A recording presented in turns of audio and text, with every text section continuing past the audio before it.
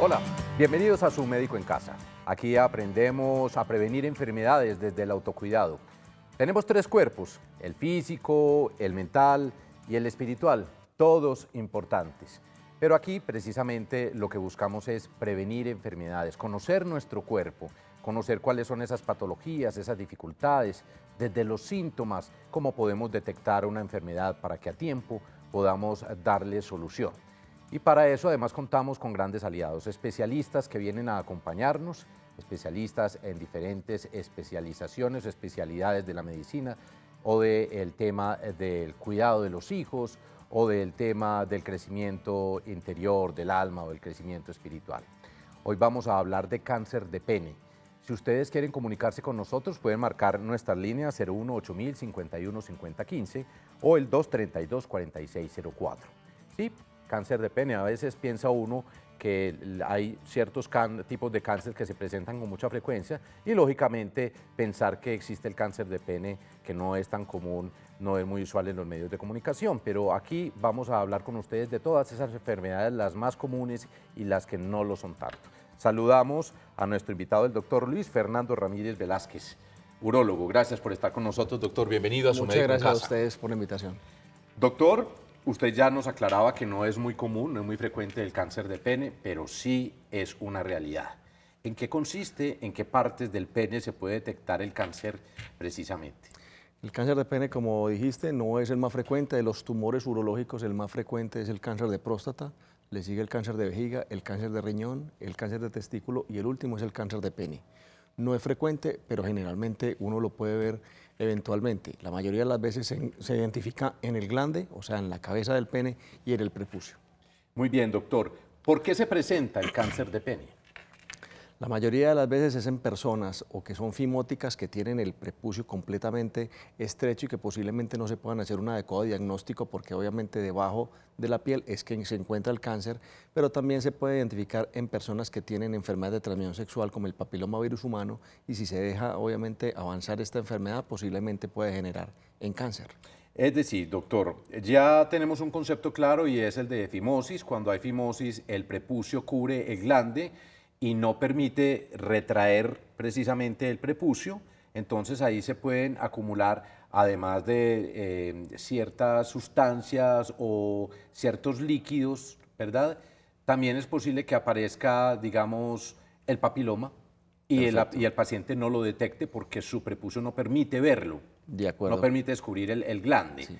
Ese entonces sería un riesgo muy real. Sí, de acuerdo, especialmente las personas fimóticas y que no puedan reducir completamente el prepucio. Retraerlo completamente. Hay personas que hacen una secreción que se llama esmegma y esta secreción se ha encontrado que tiene riesgo de producir un tumor, o sea, un cáncer, una malignidad. Entonces estos son los principales factores de riesgo. Pero también hay personas que posiblemente tengan obviamente la reducción del prepucio sin ningún problema y puedan tener enfermedades de transmisión sexual como el papilomavirus humano y es el mismo tumor, el mismo cáncer que se presenta en mujeres con cáncer de cervix, lo mismo ocurre en los pacientes hombres y que terminan en cáncer de pene. Muy bien, doctor. El aseo, fundamental también. Fundamental, especialmente en las personas que no son circuncidadas, porque definitivamente esta secreción que estaba mencionando tiene riesgo obviamente de cáncer de pene. Doctor, ¿el cáncer se presenta en el glande o en el cuerpo del pene? ¿En qué parte? La mayoría de las veces se presenta en el glande y también en el prepucio, pero también se puede presentar en la parte obviamente del cuerpo del pene. Muy bien.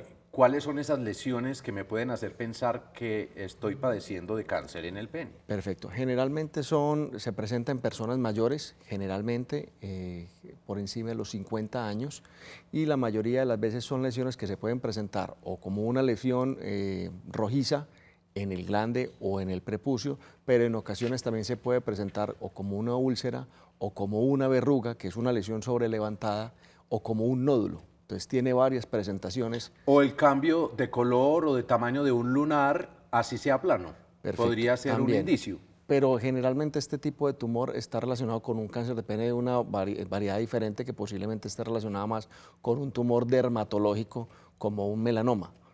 En el primer estadio del cáncer de pene, el paciente siente dolor. generalmente el paciente no siente dolor. Incluso muchas veces el motivo de consulta se retrasa mucho porque las personas posiblemente o se automedican o les da pena consultar, o muchas veces consultan y terminan manejados o con cremas y antibióticos, y generalmente el paciente termina donde el urólogo de una forma más tardía y obviamente con un pronóstico mucho más delicado.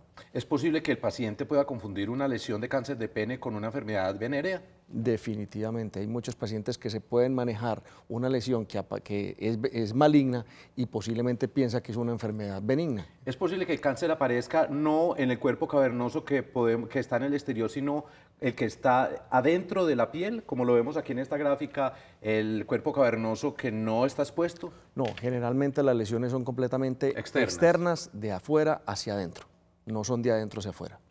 Es decir, si a un paciente le duele el pene por alguna razón, pero no hay ninguna lesión, ¿podría considerarse que puede haber un cáncer a nivel interno? No, generalmente las lesiones o los dolores, perdón, del pene, o ya sea en erección o con el pene en reposo, generalmente son de otras patologías. No está relacionado generalmente con el cáncer de pene. De hecho, la mayoría de las lesiones del cáncer de pene son indoloras. Muy bien. Después de mensajes, vamos a hablar sobre mitos y realidades en relación con el cáncer del pene. Si usted quiere comunicarse con nosotros, ábranos la puerta. Abra la puerta a su médico en casa. Recuerde, 01-8000-51-50-15 para que nos llame y 232-4604. Nos gusta mucho que ustedes hagan uso de este consultorio en directo que Teleantioquia TV en Grande ofrece para que aprendamos juntos a prevenir desde el autocuidado en salud. Ya volvemos.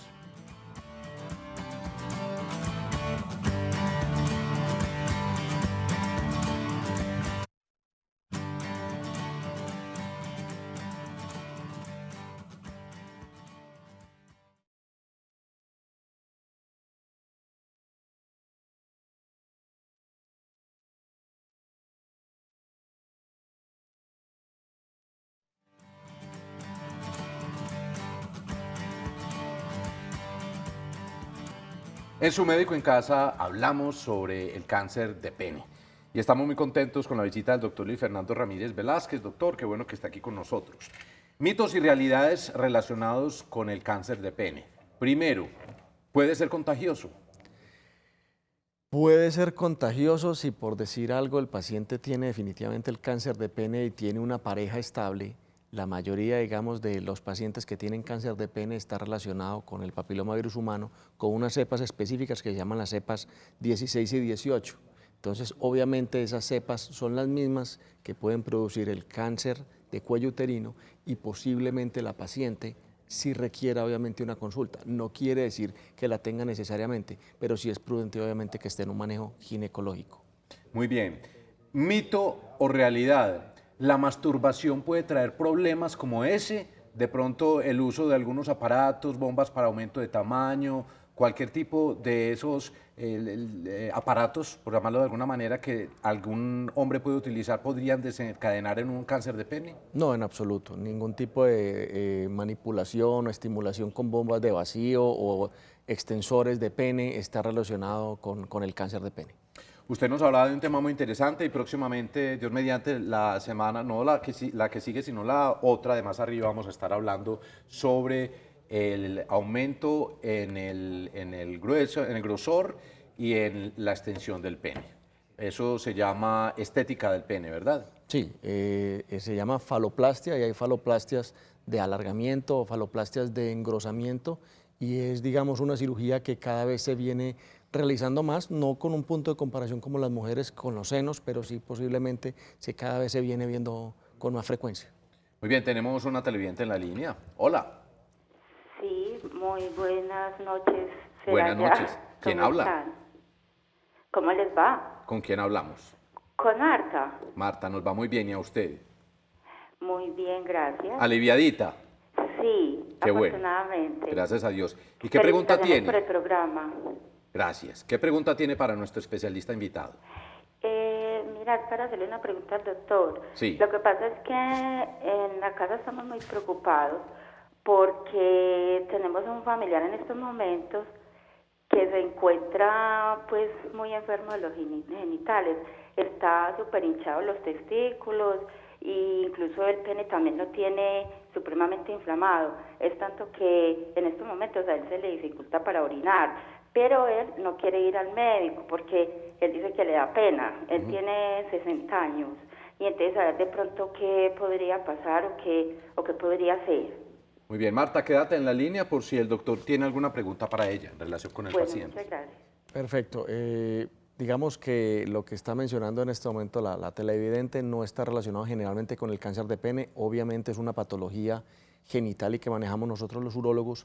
La mayoría de las veces ese tipo de edema penoescrotal, o sea, en el pene y en los testículos, está relacionado sobre todo con una acumulación de líquido.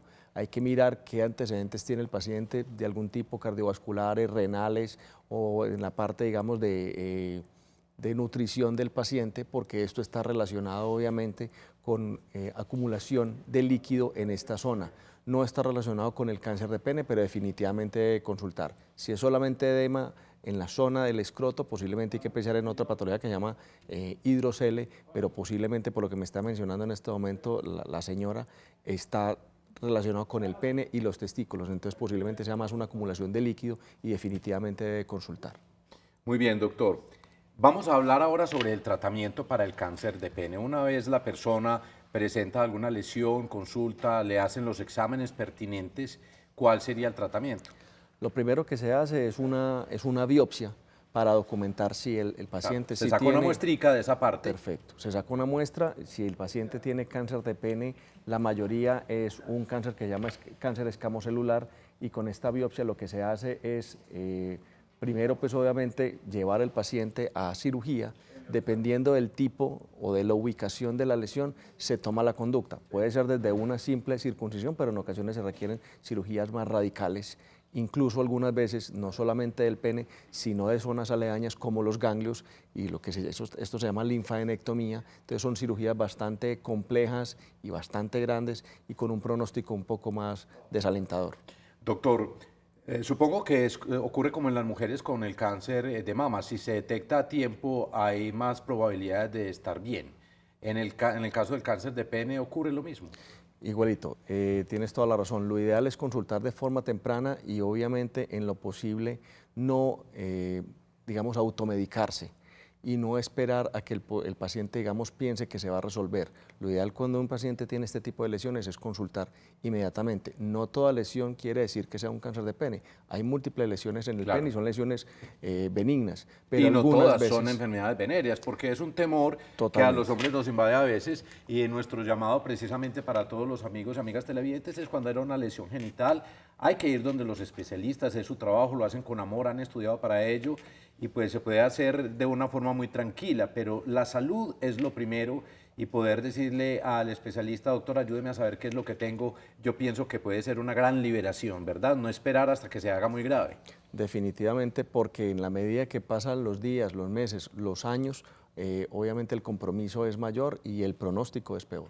Doctor, cuando se detecta no de forma temprana, sino cuando ya de pronto está muy avanzado, en un estadio muy avanzado, ¿es necesario extirpar el pene? Sí, definitivamente hay cirugías que pueden ser o parciales o radicales y que obviamente pues para el paciente y para la familia pues obviamente es totalmente devastante. ¿Y cómo logra luego el paciente cuando le es cortado su pene, cómo logra cumplir, digamos, con la micción? Al orinar, ¿cómo hace un paciente? Si es penectomía, digamos, parcial, generalmente los pacientes pueden obviamente continuar eliminando sin ningún problema. Cuando es una cirugía radical, que obviamente es una cirugía, digamos, más compleja y obviamente totalmente mutilante, el paciente tiene que orinar por algo que se llama perineostomía, o sea, por detrás de los testículos, el paciente, digamos, se le hace como un orificio para que elimine. Doctor, seguramente muchos televidentes, no solamente hombres, sino mujeres como la televidente que nos acaba de llamar, pues están diciendo, yo tengo una pequeña lesión en el pene, no me duele, no me pica, pero es una leve irritación. ¿Cuál es la recomendación para esas personas? La recomendación es que si este tipo de lesiones no desaparecen, el paciente definitivamente debe consultar. Son lesiones que posiblemente después de un mes deberían estar resueltas. Definitivamente el paciente debe consultar. Muy bien, doctor. Para ustedes entonces, ya saben, en Su Médico en Casa tenemos un consultorio en directo y es para que ustedes puedan participar. 01-8051-5015 y 232-4604. Doctor, hablábamos al iniciar este tema sobre cáncer de pene, sobre las condiciones de asepsia, sobre los cuidados de higiene, sobre el aseo.